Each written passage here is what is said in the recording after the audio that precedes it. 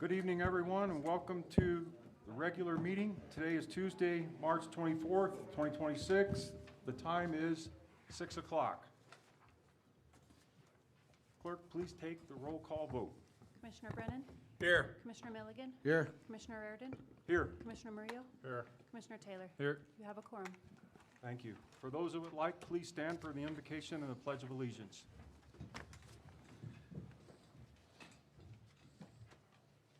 Almighty God, thank you for this wonderful day. Thank you for this beautiful nation, for this beautiful town. Thank you for your mercies and your salvation. We pray for wisdom. We pray for discernment. We pray that you guide us in leading this town to glorify you. In the name of Jesus Christ, we pray. Amen. Pledge allegiance to the flag of the United States of America and to the republic for which it stands, one nation, under God, indivisible, with liberty and justice for all. I salute the flag of the state of New Mexico and is the symbol of perfect friendship among united cultures.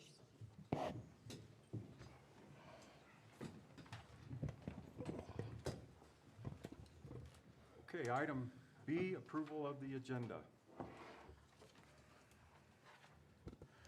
Mr. Chair, Commissioner Brennan, I move that we approve the agenda for tonight.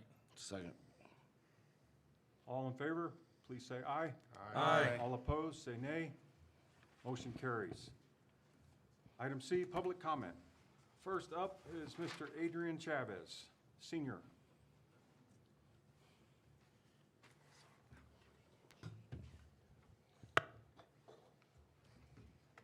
Good evening, Mayor and Commissioners. My name is Adrian Chavez of Edgewood. I'm going to be very direct because this issue is no longer complicated. It is a matter of responsibility and way overdue. Let me be clear. This is not about religion. Ordinance 2023-002, which attempts to restrict abortion-related activity at the local level, still remains unresolved and in conflict with New Mexico state law. This is about the law. This commission has a duty to act, and that duty is being delayed. There are only two lawful paths forward, options that have already been identified by the county clerk. After the referendum was certified, you either repeal the ordinance and bring the town into alignment with state law, or you place it on the agenda and move it forward so the citizens can vote. Those are the options. Not acting is no longer an option. Continuing to delay this is not neutrality, it is a direct decision, and that decision is costing this town opportunity, credibility, and money. Each of you took an oath of office to serve this community and uphold the law. That oath requires action, not delay. This issue has been known for years. The path forward is clear. What is missing is your action. So the question is simple: which path are you going to choose? Because choosing neither is not acceptable for this community. And I am asking that whatever action is taken, it is done through a public vote, so the residents of this town can clearly see where each of you stands. I respect the role of each of you hold, but with that role comes great accountability and great responsibility. And accountability starts with addressing this issue directly, not avoiding it. This commission was elected to make decisions, not delay them. Enough is enough. The time for delay has passed. This is not a religious body. This is a governing body bound by law. You took an oath to uphold that law. Honor it Sir, and time. act now. Thank you. Thank you.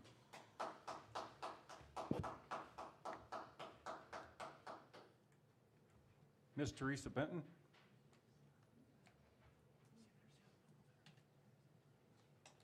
Please state your name and area of residence. And speak into the microphone. My name is Teresa Benton. I'm a resident of Edgewood. I wanted to first thank Brandon Gilchrist for tackling the problem of insufficient charges for planning and zoning. He will bring us into the 20th century. I compare those to other municipalities, and we were severely lacking. He was honest enough to say we need general funds, and that shouldn't have happened.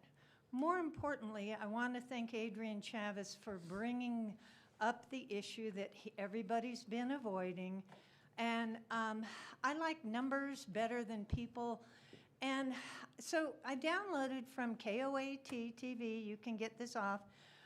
Moriarty, and they're not as good as we are, has received over $10 million in community projects since 2021. $5 million for a fire station, 25-26 capital outlays, infrastructure, memorial fundings, districts. All of this money has gone there that should have been coming to us in equal measure. Why didn't it? You know the answer. Estancia, Town Hall Community Center, 1.5 million. Transportation and roads, 2.27. Broadband, we like that one, 6.5. Water infrastructure, 5 million. This should have all come to us, and it hasn't because of the inaction that I am hoping you will resolve quickly. Thank you. Thank you, Ms. Benton. Next, Mr. Ed Servandant. I'm not sure if I pronounced that correctly. Sorry. Severance. Severance like severance pay. Got it. Thank you. Severance. I apologize. I just found out about this meeting an hour or so ago, so I don't have any polished speech to give. I am Edwin Severance. I am an elder at the East Mountain Seventh Adventist Church. And there's a pipeline company, I don't remember the name of it right off the hand, I'm sure you guys know what it is, that wants to put a pipeline through a number of parcels of property. As a church, we're not opposed, but we've had issues trying to get a lawyer to handle the issue, and I know our conference, which owns all of our property, has been feeling pressured to sign or been threatened with eminent domain. And what the main point I want to know is that everybody involved has a chance to thoroughly look over the contracts. The contracts as they presented to us has pretty much everything in favor of the pipe company and not really much for us. They basically say we can drive our vehicles anywhere on our property we feel like we need to. That we don't feel is very acceptable. It doesn't specify that they'll always use crude oil, and if they decided to put natural gas, that would, I understand from talking with, I don't remember the guy's name in the New Mexico Public Utility Commission, that changes the setback you have to have because natural gas is more dangerous. Anyway, basically, I'm basically speaking for myself because Sir, I'm sorry, you're out of time. Please try to wrap it up. Okay. Basically, we want to make sure that we have time to negotiate a fair settlement with everybody. So, okay? Thank you. Thank you. Ms. Jean DeMonte.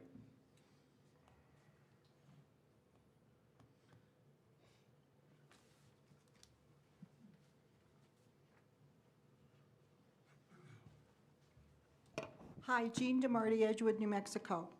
In the March 10th meeting, Commissioner Brennan brought up the NMSA Chapter 3, Article 14 on how this government is supposed to run.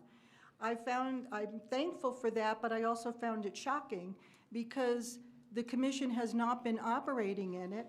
And as a matter of fact, under the former mayor's leadership, you've violated 3-14-15, 3-14-17, and 3-14-18. And so I'm hoping that now that this has been entered into the minutes and into the agenda, that these these things are going to be corrected. One of them has to do with positions reporting to the town manager, and the other one has to do with the subject that was brought up before, in that the whole abortion ordinance was not handled according to these policies. And it's been wrong for 3 years, and I've said it several times here about the different things that are violating this policy. So now that it's all been brought up current in the last meeting, I hope that it will be fixed. Thank you. Thank you.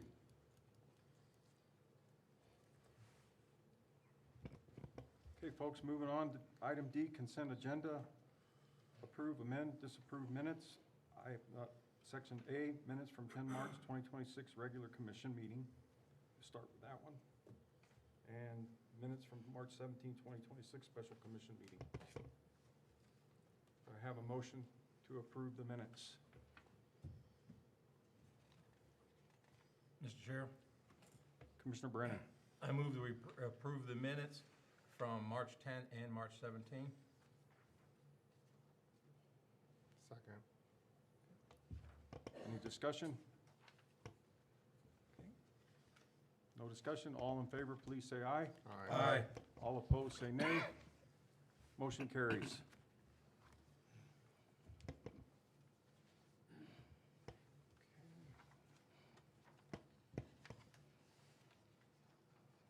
Item E, matters from the commissioners. Mr. Chair, I'm sorry. we still need to approve the other items on the consent agenda. Go back to D2, please, or advisory board minutes. Mr. Chair, Commissioner Murillo. I move to approve the consent agenda. A second. Any discussion?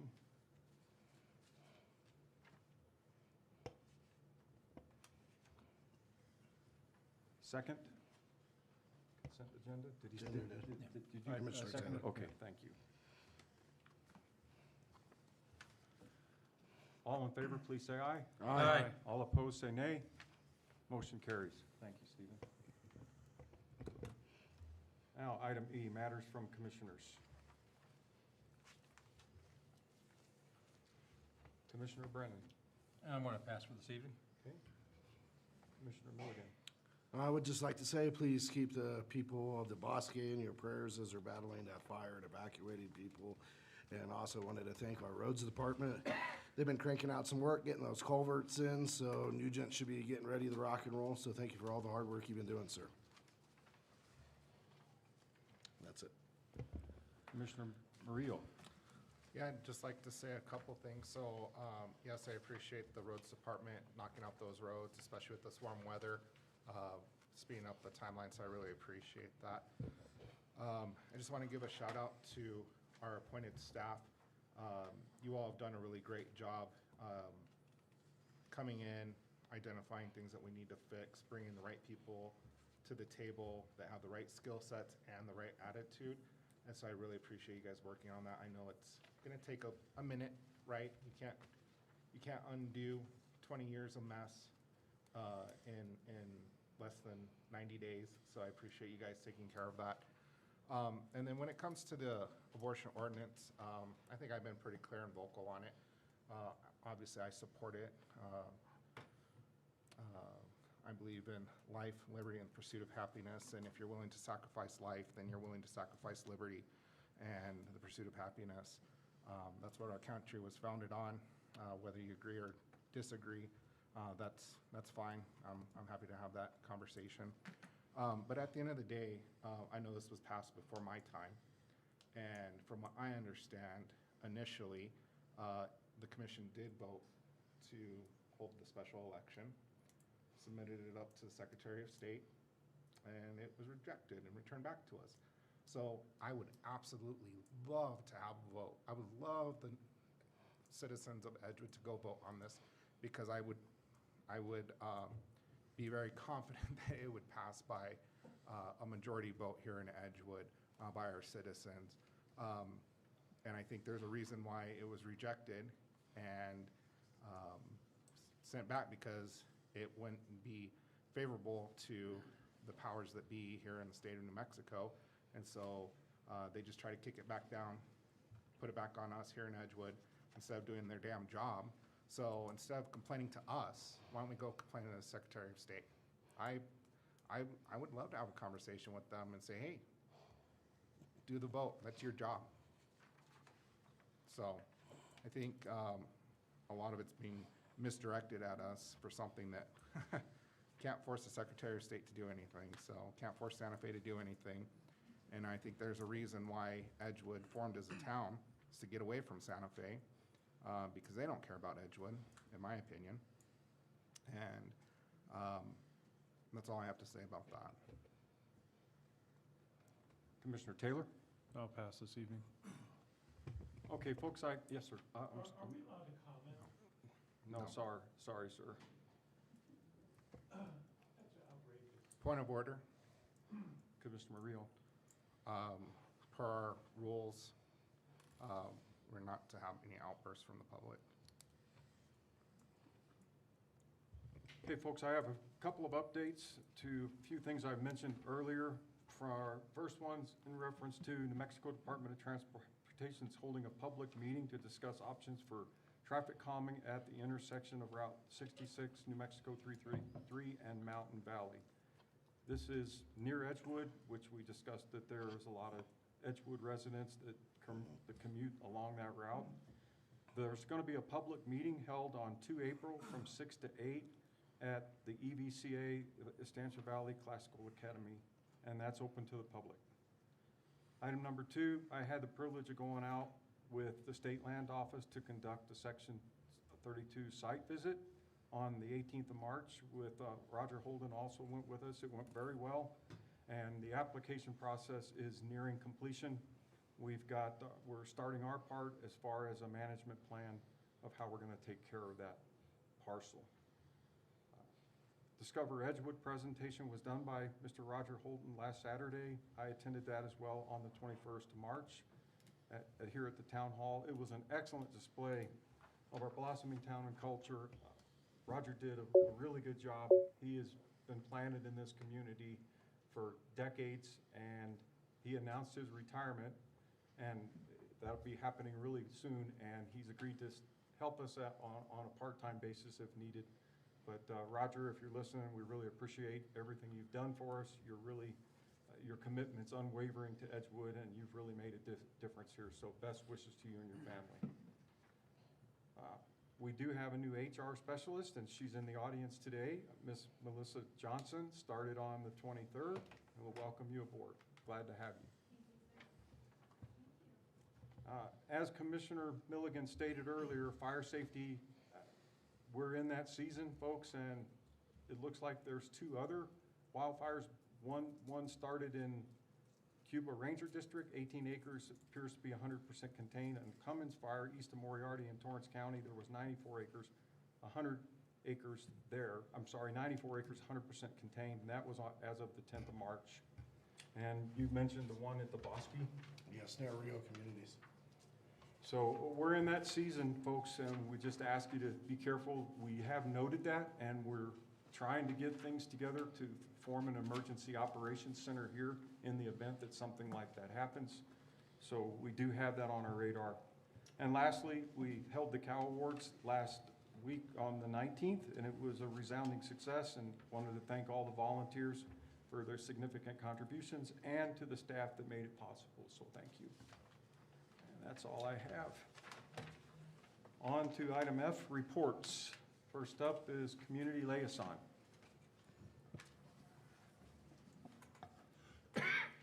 Good evening, Commissioners and members of the public. We have some very good news on the capital outlay side. The governor did sign the capital outlay bill, and the town of Edgewood will be receiving $500,000 thanks to Senator Ant Thornton for our Church Street project. Also reauthorized was approximately $300,000 for trails funding from Representative Stephanie Lord. We did not, unfortunately, receive any funding proposals from Representative McQueen. The grant money for the Route 66 infrastructure, $76,000, has been received, and those projects the orders have been placed. So those projects will be coming to fruition very soon. We hope fully completed in April or early May at the latest. The community center roof has been replaced. That was funded by lodgers tax funding to improve the facility's longevity and usefulness to the community for events. You can probably see as you drive by Venus Park Field that the maintenance is going very well. This weather has helped quite a bit. The field is very green and filling in really nicely. So it should be ready for use again in May.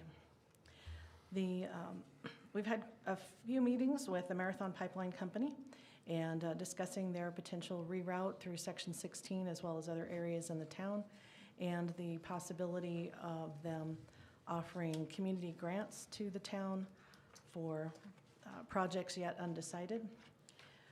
We will be talking later on in this meeting a little bit about the OHV Park. We've had some good community discussions on that. The Cow Awards, as Commissioner Raridan said, were wonderful, and we had a great attendance. About 65 people were there, and we gave out 9 awards to our very, very dedicated town volunteers that do all kinds of things, from animal welfare to library support to general community services and so forth. We have applied for funding for the Summer Experience Intern Program, and we hope to be a job site for that. And we are working on a number of grants, the Clean and Beautiful grant for fiscal 27, the tourism grant for fiscal 27, and the BLM Echo Ridge Park purchase is still in process. BLM is swamped and understaffed. So once we are able to do that, it should be approximately $2,700 to purchase 247 acres of parkland, which will be a wonderful asset long-term for the town. Commissioner Raridan mentioned the Discover Edgewood segment, but I will say that we intend to have some more of those in the future that will focus on different topics in addition to the caverns. And we have had requests from the community for to reinstate a fireworks ban, and with the fire and the winds the way they've been, I think that is something that the community has been on the community's mind, and now with these fires recently. It's dry out there, and we need to make sure we're being mindful of that and protecting the town. Also, I'm surprised that Commissioner Brennan did not mention the new bus that we received from NCRTD. Thank you very much for your efforts in getting that bus for the town of Edgewood. It was a gift, and it was a retired piece of equipment from NCRTD, and our own town manager, Kelly Hamilton, drove it back from Espanola. And I stand up for questions.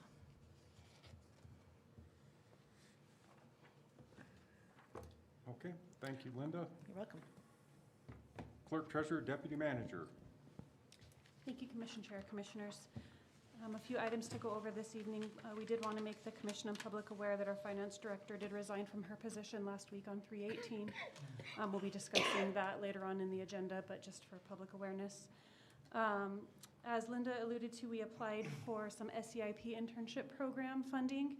We are currently working on a backup plan in case that funding's not awarded for this summer. We may be able to get some interns from another local government close to us. They're willing to share some interns with Town of Edgewood should we choose to do that. So if we don't get grant funding, that still could be an option to employ a couple of the high school age kiddos this summer. We are still on track to have our first employee appreciation event on April 2nd from 9 to 11. That's going to be a pancake breakfast. We're also going to do the Q1 Employee of the Quarter Award for the calendar year. So if any of you commissioners want to attend, please let us know. We can post notice of quorum if that's what the commission so decides to do. Just let me know, please. Just for commissioner awareness, I will be out of the office April 15th and through 17th for the Municipal League Clerks Spring Certification Conference. So I'll be doing that training April 15th through 17th. We are working still on our FY24 audit. We're making pretty good headway. We've provided a lot of documents to REDW for the FY24 year, and we started providing some preliminary documents to Patillo, Brown and Hill as well. So that is well underway for FY24. We hope to be presenting that final audit soon. A quick update on the iSolved payroll implementation process. We are still working with that. It's in full swing. Matter of fact, we're having weekly meetings, sometimes a couple of times a week meetings with that implementation team to get that software built out. We are not going to hit the April goal deadline, so we have pushed it back to the first payroll in June to give ourselves a little bit of wiggle room. If we can implement faster, that's great, but kind of the drop dead deadline for that is June. Linda talked about this a little bit in the workshop earlier, but we did submit the grant application to NMFA for the $100,000 grant for the Economic Development Plan, so that would be worked on in conjunction with the Economic Development Advisory Board if we're awarded those funds. And lastly, I just wanted to give a few minutes, if the commission would, to allow our new HR specialist, Melissa Johnson, to introduce herself and answer any questions that y'all may have.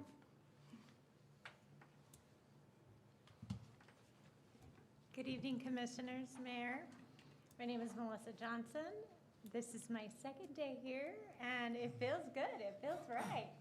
I'm excited to get my hands dirty and hopefully change the culture and morale and get you some SOPs in place. Do you have any questions for me? Mr. Chair. Commissioner Reel. Do you mind sharing just a little bit of your background? I know I had the opportunity to meet with you quite a bit, so I'd like for the public to know kind of who you are. Absolutely, absolutely. I have 25 years plus of human resources and operations manager, administration background. My job history varies. The last 9 years, I'd been an operations manager, hotels, across the state of New Mexico.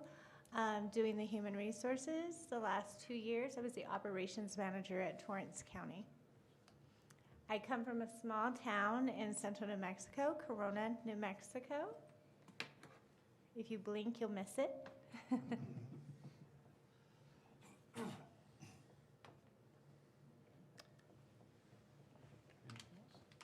Okay, thank you so much. Thank you. Happy to have you. Thank you.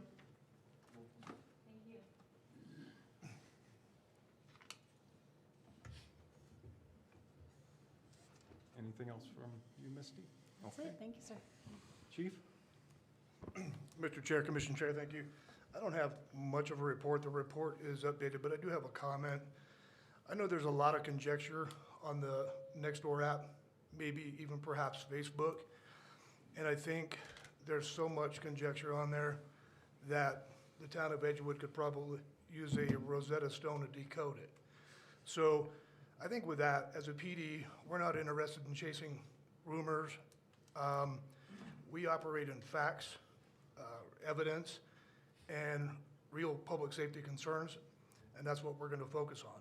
So with that, I know there's a big community kind of a inquiry about the case, the Chelsea Kent case, which was the kid that was walking in the streets. That wasn't dropped. It's not a good term. It was dismissed. The officer that actually prosecuted that case, he already left us. So the FTO that was overseeing that officer has refiled that case. So that's all I have. Questions if you have them. Okay. Thanks, Chief. Appreciate that. Town Manager. Good evening, Commission members, Commission Chair, Commissioner Reardon. You kind of gave the report on Section 32, but I'm going to be the one handling that management plan, and I've reached out to Roger Holden for a previous one, and it shouldn't be too hard to nail and get done, so we'll get that done. You heard about BLM and Echo Ridge. Tomorrow, just so the community knows and the Commission knows, myself and Commission Chair and officials from Santa Fe County are going to do a walkthrough of the old Edgewood Health Clinic at 10 a.m. Santa Fe County is preparing to tear that down, and I just want to absolutely make sure. I've had some citizens contact me, and we welcome another commission member as well, but I want to absolutely make sure there's no use for that building to us probably, and I've heard that, but I just want to see that. And then if there isn't, that building will be torn down, and then I would like the commission to pursue the lease on that piece of land there. We did hire a new planning and zoning code compliance officer that will start very soon. as soon as we complete the background checks and all that. I hired him not just because of his experience, but his attitude on how he would approach the position and what he would do and how he would approach the citizens, how he would work with the citizens on education before citations and that sort of thing to ensure compliance. So I'm really excited to get him on board, and I'm excited for you all to meet him. We have one of our executive assistants from Town Hall is filling in at PD on a temporary vacancy over there. And so we've shifted some around here, and I'm very happy. Tina, I think, is back there somewhere, sitting close to Josh. There's her hand. She voluntarily moved back to the front desk and is doing an amazing job there. I'd encourage you to look out there. We've kind of rearranged things. She's working at the counter right there, so we have a welcoming posture as people come into Town Hall and that sort of thing. So I'm very appreciative of her doing that. We also have one of our other executive assistants, and we're going to try this, and I'll report back, is going to rotate out among the departments and help them with their purchase requisitions, help them put together their budget, help them with some of the paperwork, maybe set up filing systems, those sorts of things, and see if we can help them a little bit with some of those duties, so that, and namely one of them sitting in here so he can spend more time out building roads and less on administrative things, and that applies to all of them.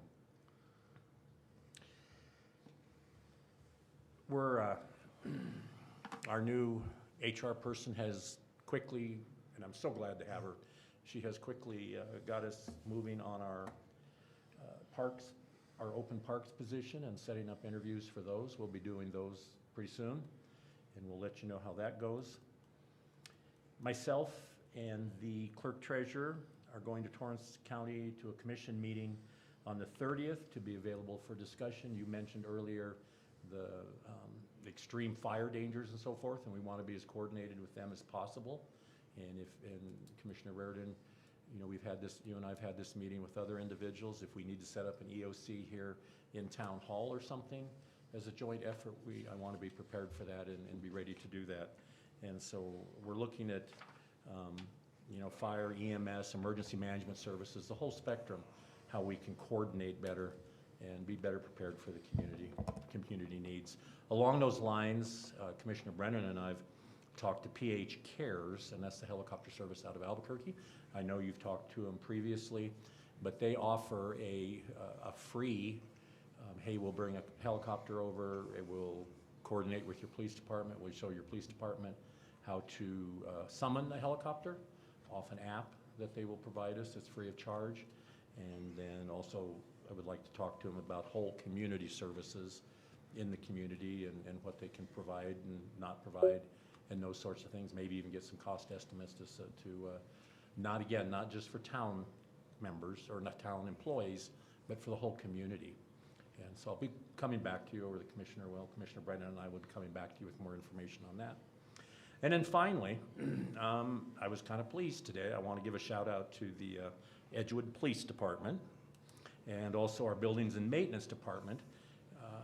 As I came back from lunch today, there was a traffic jam on I-40. I don't know what happened between here and Albuquerque, but it looked pretty extensive. And I saw our buildings and maintenance folks and our police department out there working hand in hand, assisting New Mexico State Police, controlling traffic, controlling egress and ingress, you know, back onto the interstate. And it was just really nice, and I'm really proud of both agencies for working together for something like that. And I'm sure they always have. It just really stuck out to me today. And I stand for questions. That's all I have. Mr. Chair? Commissioner Brennan.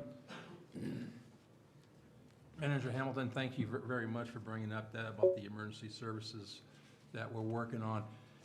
If everybody noticed the backup that was on I-40, and I was attending a meeting with a constituent over there at Starbucks, and we were looking at that backlog of vehicles.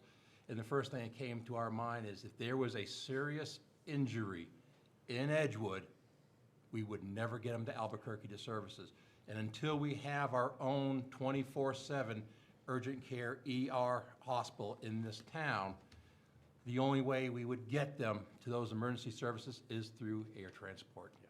So thank you for bringing that. Absolutely.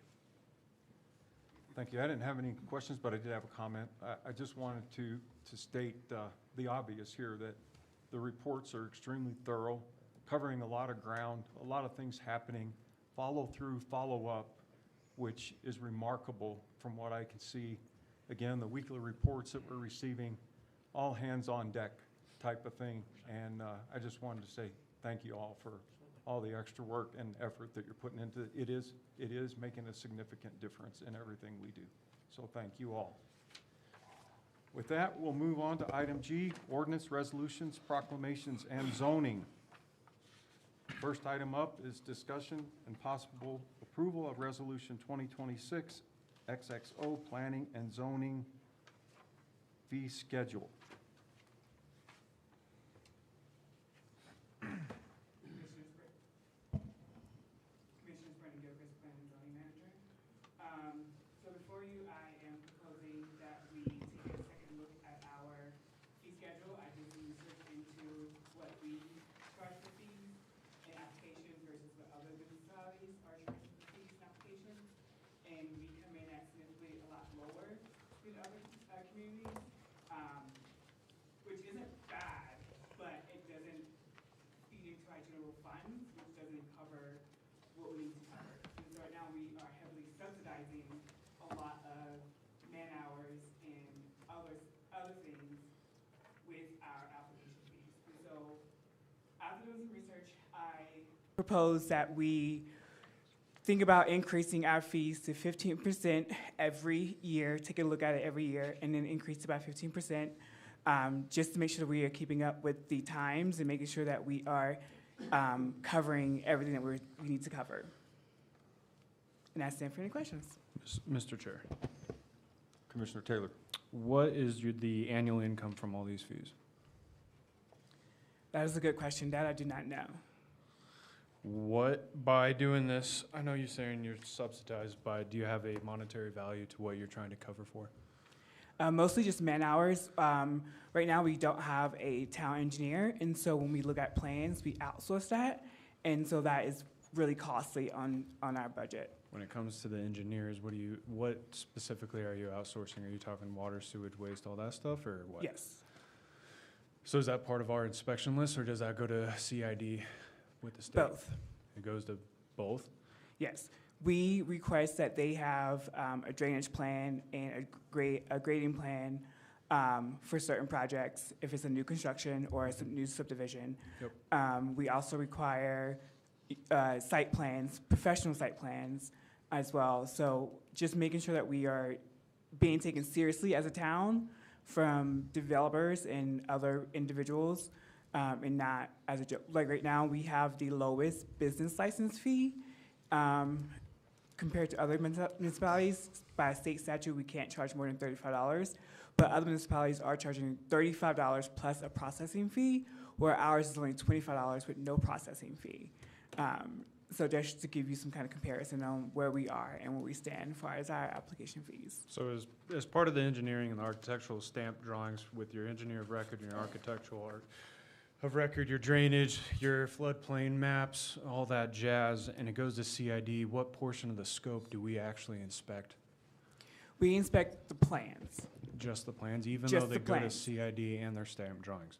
Correct. Isn't that kind of redundant? That is just how people fill out an application for development review. We look at it, we send it to the fire marshal to look at it, and then it goes to CID. With our new process coming up, that will change. We will have a technical advisory committee look at it before it goes to fire marshal for approval. Okay, so then why are we outsourcing it to an engineer? Because I'm not a licensed engineer, and we don't know if we're going to have a licensed engineer on the TAC board. But why do we need to review it if they're stamp drawings and they're going to a CID and we're not the ones physically doing the inspection? It's just the way it works. Like we accept that from them, and we have to review it. But I'm no licensed engineer, so I don't really know what I'm looking at all the time. Yeah. And so I would hate to approve a project and have it fall apart Okay. because I approved it. Next thing is, I don't disagree with having some sort of cost, but at the same time, I don't think it's fair to the citizens, constituents. and the town to increase their costs for something, in my opinion, is minimal, but that's a burden on the taxpayer, and that's not necessarily passed down to, and a burden to the small business. And we don't have many large business corporations coming to the town of Edgewood. At the same time, 15% annual, if you take, let's just take master plan initial, you have 571 at year 1. By year 5, that's already increased by 100% to 1,005, and by year 10, it's 2,022. I think 15% annually is a little aggressive, especially for the burden for individuals here in the town of Edgewood when we have a population of 7,000, median income, thank you, Linda Burke, 50,000, and we have trying to have discussions of master plans, master development to bring in tax revenue. I don't think it's fair and or right to pass down an increase in costs when we're trying to also push development and affordability, no matter how minute it is. So I just would like to know the annual income that we collect as fees, maybe have a broader discussion, you and I one-on-one or whoever can be involved. That's just my opinion. Okay. Thank you. Mr. Chair. Commissioner Murhill. I agree with Commissioner Taylor. I would like a little bit more information. The one thing, though, I definitely wouldn't want to increase the fee on is the food truck permits, the sales permits, event permits. I would like those to kind of remain where they're at, because I think not only do those things support our community, but I think as we're trying to think about tourism and things like that, and various events going on, I'd like to keep that cost as low as possible. So that's just my opinion right now, so that's all I have. Mr. Chair, Commissioner Brennan.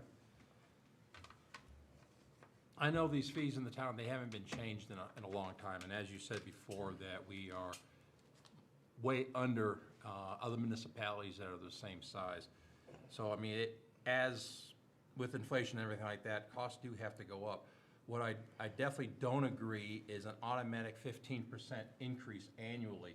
When we if and when we do a approval of an increase, that we approve an initial increase, whether it be 15% or another number, and then in the ordinance that the fees will be annually reviewed and adjusted according to the economic status at that time.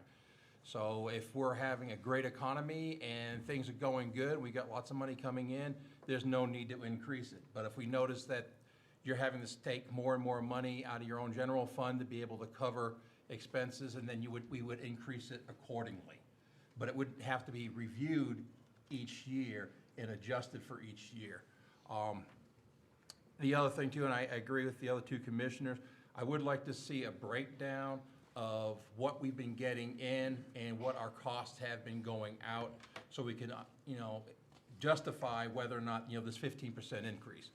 If we're having to take a lot more money out of the general fund to make up the differences, but by all means, we need to go ahead and increase that. But we need to go ahead and be able to show the public that's what's going on.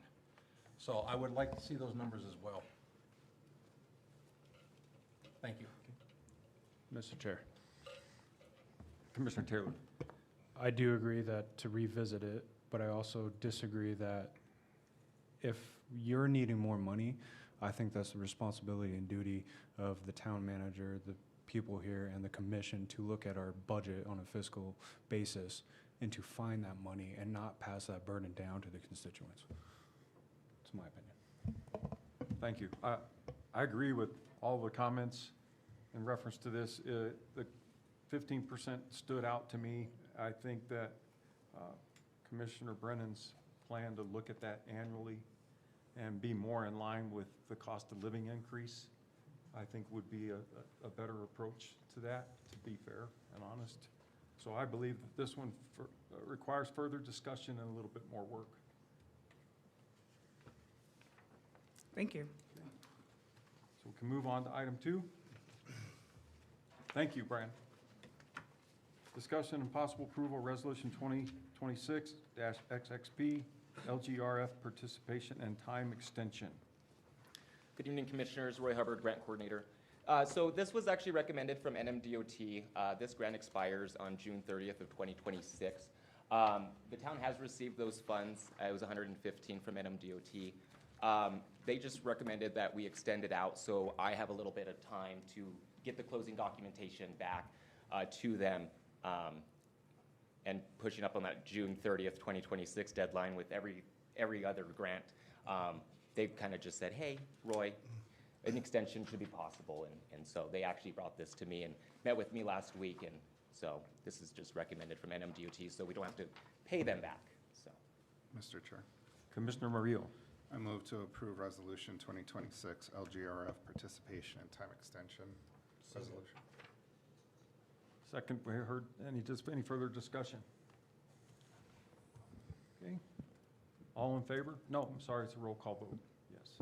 Commissioner Brennan? Aye. Commissioner Milligan? Aye. Commissioner Raridan? Aye. Commissioner Murillo? Aye. Commissioner Taylor? Aye. Motion carries.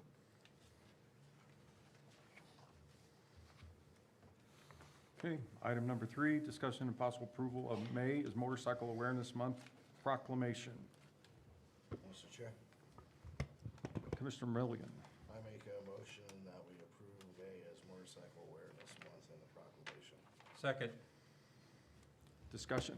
Mr. Chair, Commissioner Murillo. I think it'd be helpful to know the context and where this came from. I believe it came directly, quote me, Linda, from a constituent, correct?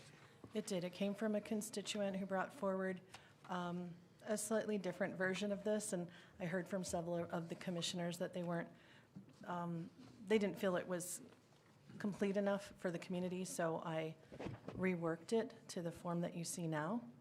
That has a little bit more information and justification as to why the town would want to have a proclamation.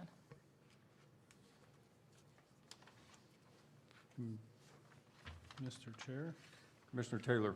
what are the costs, Linda? I'm sorry, Are there any costs associated? there Sorry. is no cost as a Okay, proclamation. I It's misread just that. making a statement. Okay, I just misread it.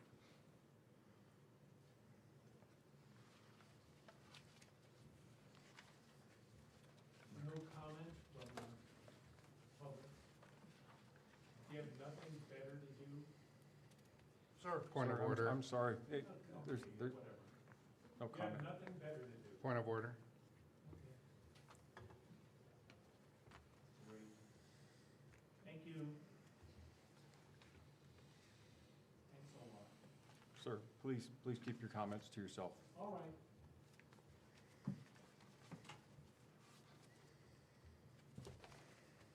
We have a motion on the floor, and we need, we're waiting for a second. It's been seconded. It's been seconded? Yeah, I Okay. seconded. Okay, thank you. Any further discussion? Commissioner Brennan? Aye. Commissioner Milligan? Aye. Commissioner Raridan? Aye. Commissioner Murillo? Aye. Commissioner Taylor? Aye. Motion carries.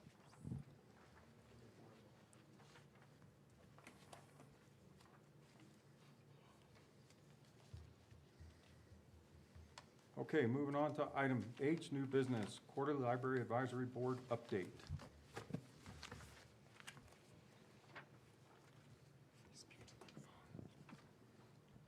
Hello, Commission, citizens of the public. My name is Ryan Butler. I'm Vice Chair of the Library Advisory Board. Just here to chat with you for a second about things that the library's been up to this past quarter. One of the big things that we've done is we've updated the library security system. I know that gives a lot of peace of mind to the staff and to visitors, of course. And right now, we're currently reviewing different policies and procedures to decide sort of like what events warrant what kind of responses with that.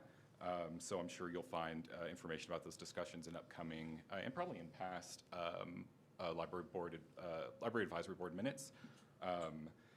The library is also working on the summer reading program, which has interactive programming on Thursdays from June 1st to July 31st. So if you have a kiddo, anybody listening, who wants something to do on Thursday afternoons, be sure to swing by the library, check out what that schedule is, or pick it up off of the town website, I'm sure. Oh, also, I'm joined here by Brandon Burke, who is our library operations manager. I'm sure many of you know her. She does great.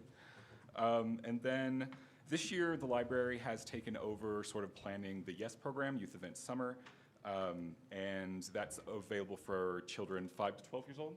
Ah, yes, I'm killing it. And make sure to come by the library to check out what that schedule is, or you can check out the Park and Recreation page on the town website for more information about that. And then my final thing is a need from you all, and that is building maintenance. I'm sure it's stuff you've heard from the library before. I'm sure it's stuff that you guys encounter kind of in your own half of the building as well. But yeah, building maintenance is a big thing. The office where the library staff works has had to rearrange because of a new leak that's opened up. Of course, we have to like tape off and tarp off and close off sections of the library when it rains because of roof leaks. It's a big thing. Commissioner Maria, if I may, at a couple of past library board meetings, you've mentioned sort of opening up communications with the superintendent. And I'm just wondering if there's any updates on that? Mr. Chair. Commissioner Maria. Yeah, so I think we've been establishing a good rapport and a good relationship. Excellent. I know Town Manager Hamilton and Town Clerk Deputy Manager Witt have been working on that, trying to foster it. And so I think as we move forward, as we get that relationship going and trying to get this building squared away, I do hear you. I don't think the leaks in the building. Yeah, I'm not here to belabor it. We all anything, get but- that.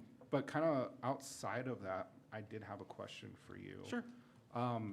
Outside of that, what other barriers or what kind of additional support would you like to see, whether it's from the commission or the town staff? I don't have anything. Well, we can collaborate on this. Sure. I think I think this sort of communication is very good, very helpful. I think it's good to like open it up so the public kind of also sees what's going on with different boards. So I think this is a good step in that. As of right now, I think this is our biggest pain point, building maintenance stuff. And I think the library would be right as rain if it wasn't raining inside the building. Yeah.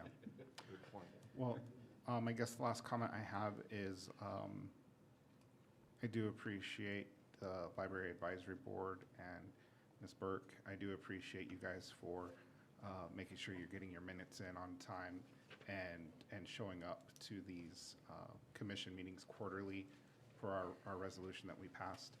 I think it's super helpful, not only for us to all be updated. I think I'm probably the most familiar with the library, but I think it's important for all the commissioners and for the community to know what's going on. I think this is just going to be a great way to have that open and transparent conversation. So I appreciate you guys bringing up those concerns to us. No, absolutely. But yeah, that's all we have for this quarter, unless there's any other questions. Perfect. Thank you. H2, discussion and possible approval of MOA between Santa Fe County and Edgewood Library for grant funding. So this document, the MOA, it's not actually an MOA, it's an amendment to the MOA, simply to extend the grant that we currently have with Santa Fe County for an additional year and add $25,000 to it. We've had this grant since 2019 with Santa Fe County, and they just continue to provide amendments each year for us to extend and add more. So that's simply what this is. This can be signed by the town manager, but we brought it forward to the commission so you guys were aware of this funding. Mr. Chair, Commissioner Millian. I'll make a motion that we go ahead and approve the amendment to be made for the $25K to the Santa Fe County Edgewood Library for the grant funding. I'll second. Any discussion, further discussion? Mr. Chair. Commissioner Murillo. I really appreciate you taking the time to let everyone know, because sometimes these are important things that people don't know you guys are working on. Yeah. So I think that's important to be forward-facing, so thank you. Of course. Any further discussion? Okay. All in favor, please say aye. Aye. All opposed, say nay. Motion carries. Thank you. Item H3, discussion and possible action on Marathon Petroleum Pipeline location, upcoming community meeting.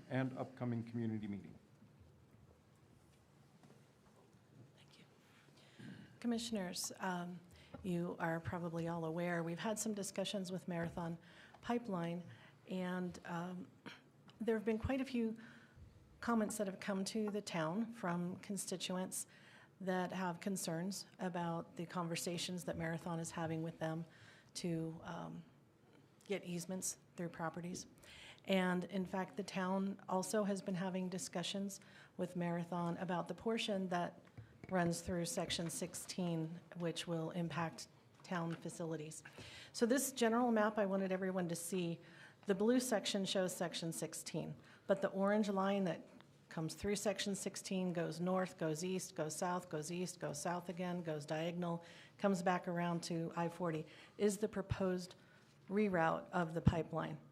The current pipeline is that red line on a diagonal you'll see starting up at, it doesn't start there, but you can see it on this diagram in Section 16 and going diagonally down to I-40. So Edgewood Center Master Plan, many may not have seen this. This is from 2002. It's been a plan in progress over time, but this most easily shows the different areas. The blue areas are schools or proposed future schools. The yellow and orange are residential areas. The red is commercial areas, and green is parks and open space. You can see about the center right side of the map is some development plans for Section 16. I'm going to show closer up. Next slide. Oops. So this pipeline, the diagonal line is the existing line. The line that goes straight across through Section 16 in black is the proposed pipeline. What the town staff would like to do is to have a public meeting for, a community meeting rather, for discussion to talk about what is this pipeline project? Where is it currently located? Where's the proposed location? What potential impacts are there to town buildings, to parks, to schools, future residential development? And try to the best of our ability to answer questions and concerns the public may have.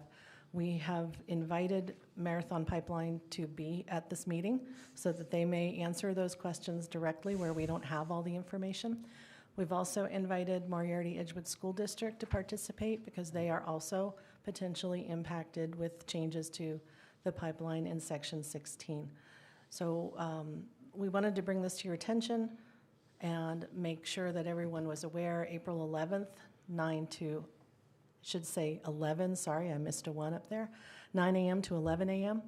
here in Town Hall, unless we feel that we're going to get a really big turnout where we can't accommodate that here. If so, the school district has said that they would allow us to use one of their facilities. But we'll have to make that call when we get a little bit closer. What our goal is to find the best solution for Edgewood. The pipeline is something that they do have certain, we'll call them rights from the state to run pipeline. What we want to make sure of is that it's not impacting the town in a really negative way today or in the future, that we can still develop our town center as we intend to, and so forth. Because in the end, the town has invested a lot of time, energy, and money into developing those plans for Section 16 to be the town center, and we would like to be able to move forward with those plans. So if there are any questions, I'm happy to try and answer. Mr. Chair,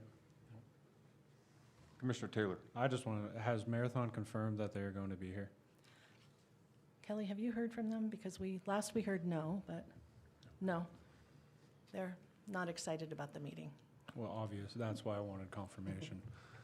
Have we blasted this already? Or No, is- we wanted to come to the commission first Okay. to make sure there was no objection and to let everyone know, and then it will go out immediately. Mr. Chair. Commissioner Murillo. So Commissioner Taylor asked the two questions I wanted to ask. I do think it's important, so I'm glad that the right people are going to be at the table, so the community is going to be at the table. I think it's very important that MESD is going to be at the table because of the school is so close to it. And I know that the state land office actually had an issue with the pipeline being closer to the middle school. So I'm glad that they're at the table. I guess my question would be, is there a contingency plan if Marathon can't attend this? What would the plan be to reschedule or to do a different date? Because again, I don't think that we can answer quite a few of these questions. Marathon has to be able to answer those, and, you know, not trying to disparage them. I know they tried to come over here and talk to us, and had multiple workshop meetings, and of course, very few people showed up, but now that it's becoming real, people are starting to pay attention, so I don't want to disparage them in that matter, but I think it is important that it should be highly recommended and encouraged to them that. So, Linden, commissioners, can I pipe in here? Just late this afternoon, I got an email from the State Land Office and representatives of Marathon, ROW, their right-of-way acquisition group. And I've not heard from Marathon that they will, and we're trying to have a meeting with Marathon prior to this one, even this week, and I will need a couple of commissioners to attend. But I've not heard anything from Marathon directly for about a week, 2 weeks now. I only get their ROW crew. And so I'm gonna be pretty persistent that actual Marathon representatives are in attendance at a meeting we have prior to this one, coordination meeting, and then this one as well. Because as you heard earlier in public comment, we're getting a number of, there's probably a day doesn't go by that I don't get a call of concern about the ROW element of Marathon, using words like condemn, eminent domain, and that sort of thing. And I'm not sure that eminent domain is even on the table for a private organization. I would have to research that. I'm not an attorney, but that's just kind of my feeling. And so I'm not getting a lot of feedback and direct cooperation with Marathon. I'm being routed through ROW, and I'm having a little problem getting direct contact with Marathon on things. But we'll continue to try. No, and I think it'd be important to kind of, because I know the State Land Office wanted our blessing for the proposed route through Section 16, but I think we've been made aware of a lot more things than what we were originally told last summer. And so I think it's in the best interest of the town to revisit and make sure that it's serving the community at the end of the day, so. Commissioners, Mr. Chair, I would like to make it just crystal clear that the State Land Office has been amazing in this process, and they have been very supportive of trying to get these issues dealt with and get people to communicate. So State Land Office has just been incredible to work with, and I greatly appreciate them. Kelly, could you give us a quick update as to where we are with the approval processes and what stage is that in? So, as I understand it, and I'm not well schooled in this process, Commissioners, I believe the State Land Office was very close to signing off on the whole project coming through Edgewood until citizens started coming forward and re-raised a concern. And I believe they're very close to the final stage, because when I last talked to Marathon several weeks ago, they were wanting to begin construction in May or so, very soon. And so it's got to be a final stage. I just don't know the stages for sure, sir. Well, hopefully we'll hear back from them and we can pose that question. Hoping so, and I know you were all contacted by the ROW crew who are theoretically acting on the behalf of Marathon, but it's really Marathon that I want to visit with and get the best information possible from them. Mr. Chair? Commissioner Brennan. Manager Hamilton, correct me if I'm wrong, but when the Marathon was here with the ROW group, they had made the impression, they had talked to the residents, and they had residents' approvals of the private land that they were going through. It's starting to sound like that is not 100% true. Mr. Chair and Commissioners, I wasn't here when this started, but by the number of people that are coming forth on a daily basis, I don't believe that's true. And as Ms. Burke alluded to, and I can't speak for the school district, nor will I, but I'm not convinced, even though I specifically asked Marathon and the ROW crew to contact the school district because we want to be good neighbors. We reside in one of their buildings, and we want to be partners. I'm not convinced the school district has yet to be notified, even though the school district, I believe, has reached out to them. Mr. Chair. Commissioner Murillo. I just want to, Commissioner Brenner, I do agree with you. In my opinion, they did make it sound like they'd already squared away all the deals, and Edgewood was the last one to talk to. So, that's a bit concerning. Totally agree with you. And I'm sorry, Ms. Burke, please feel free to finish up what you had to say there. It's just a topic I'm It's all passionate about right helpful. now. It's all helpful. And as of yesterday afternoon, Superintendent Bibiano did say that he had not heard from them despite reaching out. And the State Land Office is aware of the folks that are coming forward now? Okay. Not the volume of folks, but I've made it clear that we are getting we've had a number of concerns. And the gentleman that you heard public testimony, during public comment is one that just came late today, and I said, hey, there's a commission meeting, they might want to hear that too. Mr. Chair, Commissioner Milligan. it has on here possible action. Is there any action we need to take on this? If you're okay with the community meeting going forward, then no, we can just plan to do that. Mr. Chair, Commissioner Milligan. I'd like to make a motion that we approve the community meeting to take place. Second. Any further discussion? Mr. Chair, Commissioner Taylor. Pat Davis, if you're listening, please post something regarding this community meeting so that way all residents of Edgewood can be there in Marathon Oil. Thank you. Thank you. Good point. Any further discussion? Mr. Chair, Commissioner Brennan. along with what Commissioner Taylor just said, it may be worth our efforts to also go ahead and get some sort of a community service announcement on the radio to, energize many people. As was already said, when we had a couple of meetings about this before, wasn't a whole lot of participation on it.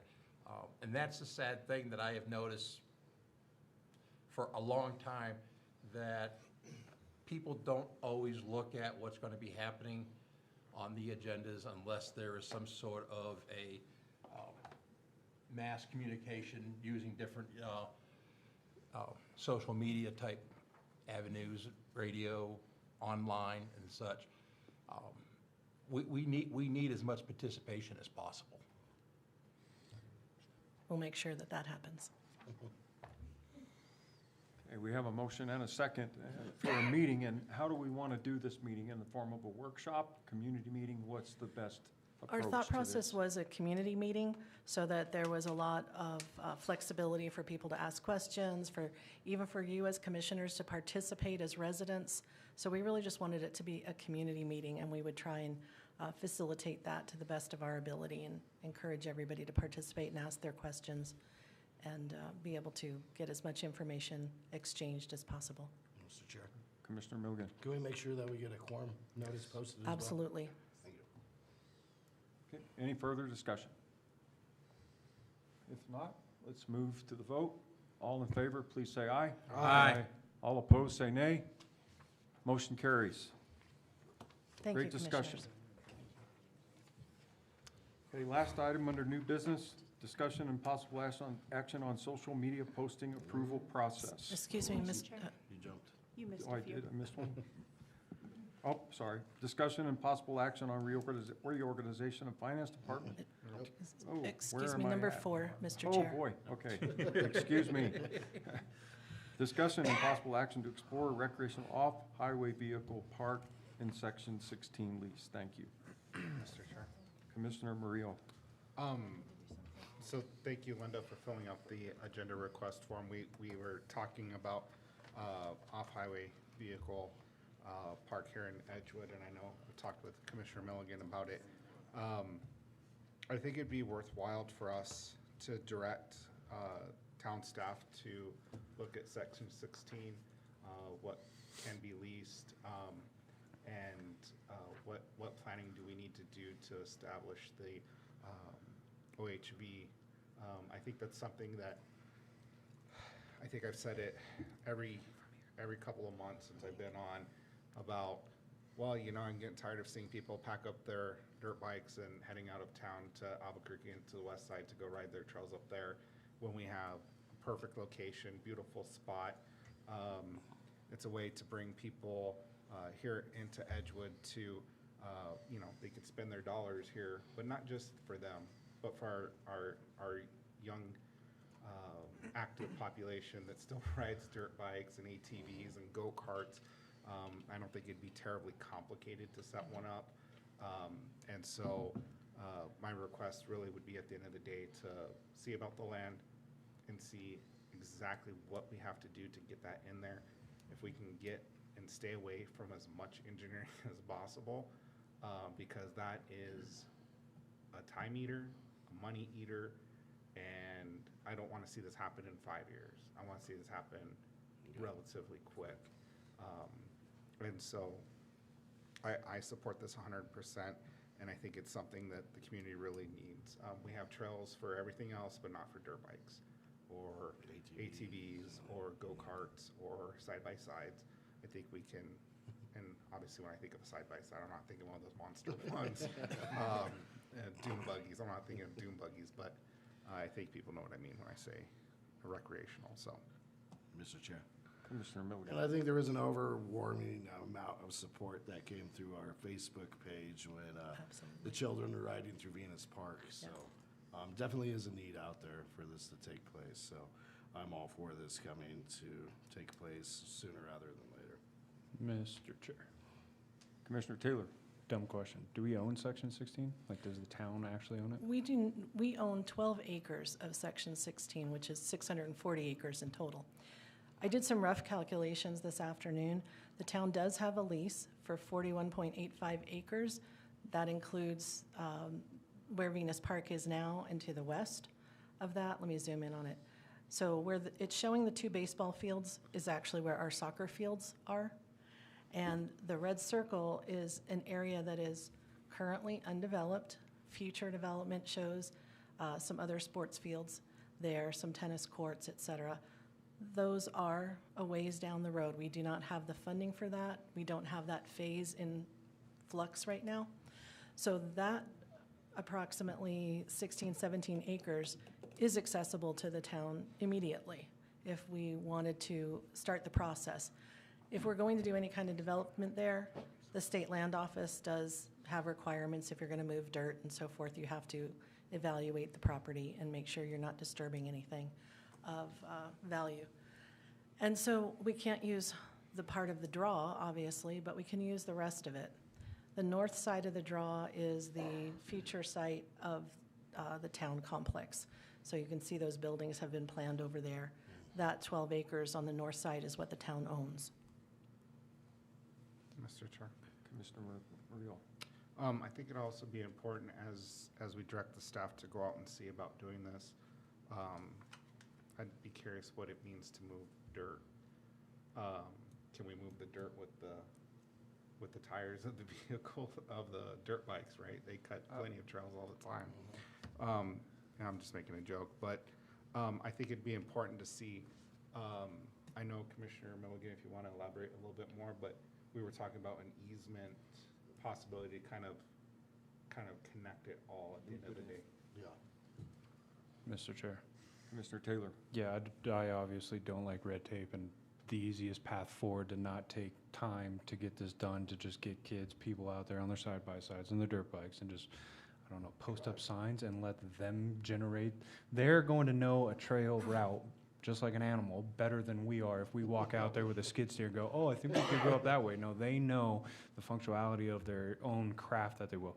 I would ask, sorry to put this on you, Chief, just some sort of plan, or at least like just give us a briefing, like if something does go on there, like what your plan of action would be, just out of curiosity, because you know somebody is going to flip something, or somebody's going to fall off a dirt bike or something like that. So that's what I would just ask. Yeah, real quick, Mr. Chair, Commissioner Taylor. I think when you're going to entertain off-highway vehicles, first of all, Ruidoso's done this. They don't have trails. However, they have off-highway vehicles traversing sections of highway. So an off-highway vehicle isn't termed as a straddle, which would be a motorcycle, ATV. So to get there, how are they going to get them there? Are they going to trailer those? OHV law is actually regulated by Game and Fish, but Game and Fish and all law enforcement can enforce those laws. So I think there would be a little bit of a comprehensive study to be done to figure out if this is gonna happen, what our plan of action would be for responding to events and things out there. But if we progress to a closer conclusion to this, then I'll do my best to put that forward. Okay, cool. Mr. Chair, Commissioner Murillo. I move to direct the town staff to explore the recreational OHV park and Section 16 lease, to also include seeing where people can trailer up going past Venus Park, if there's an option there as well. Mr. Chair, Commissioner Brennan. I would like to add to that motion, before it gets seconded, that we put in place some public comment workshops, so we can start working on that, if that would be acceptable to Commissioner Murillo. I'm not opposed to it in theory, but I would like the town staff to see what's a possibility first, and then we could do a Then workshop. plan a workshop. Yeah, So, I'm not and opposed I to a guess- workshop at all. I guess to amend your motion, you can just go ahead, once completed, put together a workshop. I'm favorable to that. All right, and then I'll second it. Yep, I'm favorable to establish a workshop after the research has been done. All right, and I second. Okay. Further discussion? Mr. Jack? Chair, Commissioner Brennan. along with this, what we also need to be eyes wide open about that is noise ordinances. I know some of these vehicles, they modify them, and they're louder than an AR-15 going off. Especially in Section 16, you are surrounded by residential area. And out here, without a lot of trees like that, noise travels very far. I mean, where I live out there in Square H, I can hear the semi-trucks going down I-40.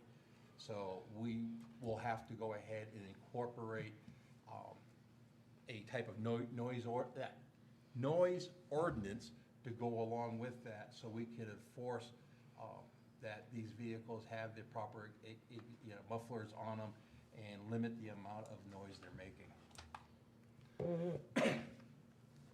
Yeah, in addition to that, this is a favorite pastime and passion of rural communities like this. And a motorplex park is something that's extremely doable. It doesn't have to be that big for kids to take their small bikes out there and learn how to ride on berms or in the dirt.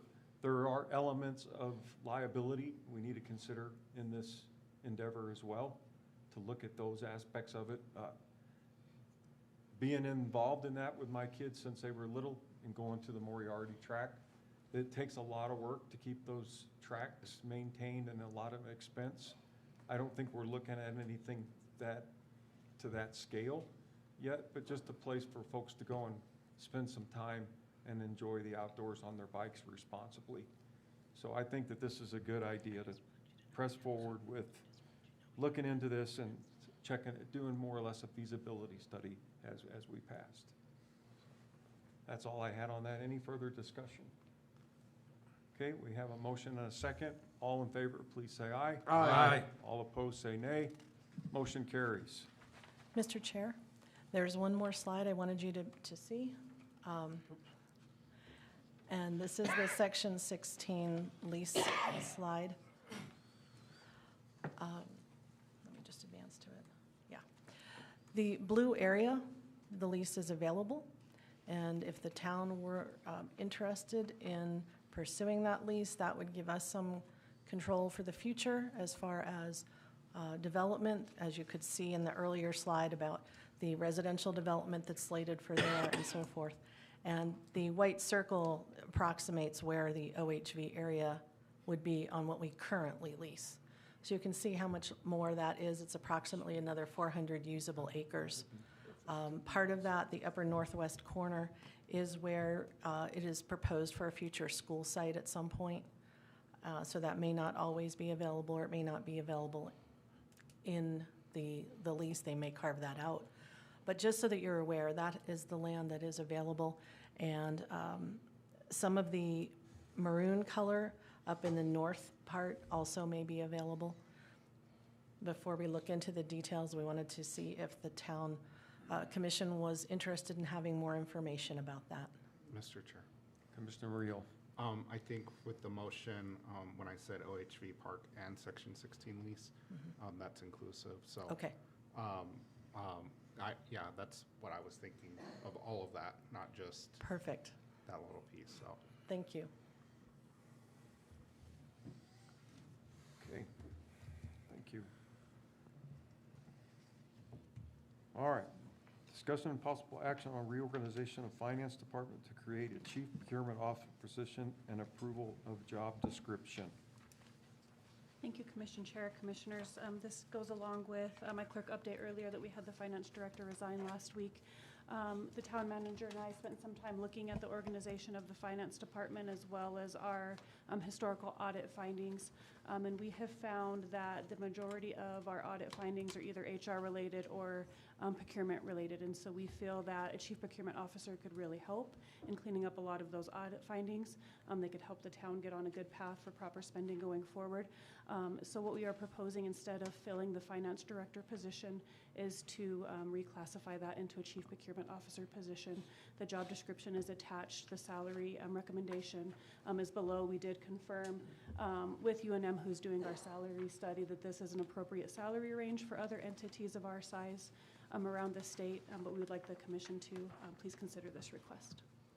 Mr. Chair. Commissioner Reel. I move to approve the reorganization of the Finance Department to create a Chief Procurement Officer position and approval of job description. I'll second. Discussion. Quickly, just to confirm, this is part of a recommendation as well from our audit, correct? Correct. Okay, thanks.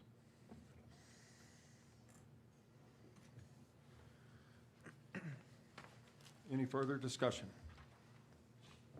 Okay, we have a second on the floor. All in favor, please say aye. Aye. All opposed, say nay. Motion carries. Thank you. Another step in the right direction. Okay, brings us to item I, closed session. Nope. What did I Number miss? 6. Number 6? Oh, okay, sorry. Discussion and possible action on social media posting and access process. Thank you. Mr. Chair. Commissioner Murillo. So this was something that I wanted to bring up. So I think with social media, it's one of those things that we have to be extra careful with in the sense of how we put information out. And basically what I'm recommending is that moving forward, before any social media posting goes up by any department here in Edgewood, that they at least have a second set of eyes on it, spelling, corrections, the tone, what is it trying to communicate? Because I know sometimes when I write things, it sounds great to me, and then somebody reads and like, no, that's not what I got from it. And I think it just would be important. So my recommendation would be to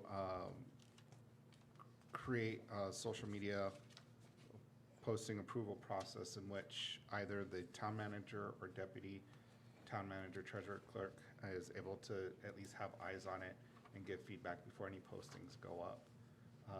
And that would be for any department. So I guess I should say that in a motion. Go ahead. Mr. Chair. Commissioner Taylor. If we are doing that, can we just limit the red tape and make it as streamlined as possible to where if somebody has an idea, it's just basically goes straight to the town manager for approval, and once it's approved, goes out. So that way it's not, it has to go from bottom of the barrel to their manager, to their next manager, to HR, to then town manager. Just streamline stuff, get things done. Mr. Chair. That's my opinion. Commissioner Murillo. Commissioner Taylor, I think you make a good point. I agree with that, but I actually now want to add a little bit of red tape. I think it'd be appropriate for departments to not only send it over to the town manager or deputy clerk, whoever's available to look at it, but I think it'd be important for HR to possibly just take a peek at it. Once I said that. Yeah, once you said that, you put it in my head. So I move to direct Edgewood Town staff when posting social media to seek final approvals from HR and the town manager and/or deputy town manager based on convenience. Second. Any further discussion?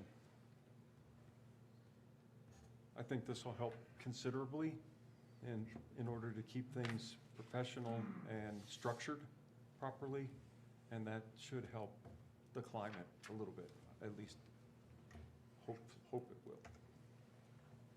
Any further discussion? Okay. All in favor, please say aye. Aye. All opposed, say nay. Motion carries. All right. Yeah, I can read through my chicken scratch now. I don't think I missed anything else. Thank you. All right. Item I, closed session. Mr. Chair, Commissioner Brennan. I move we go in closed session for roll call vote in accordance with I-1 and 2 as written in the agenda.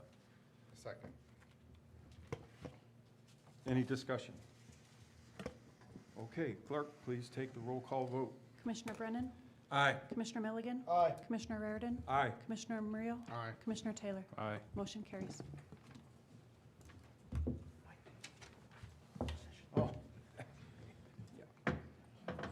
I don't like doing that no more than you did. I don't feel like a judge.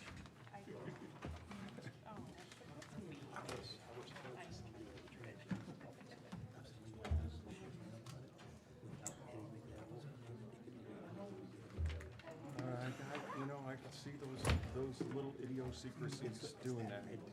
Yeah, I can see that.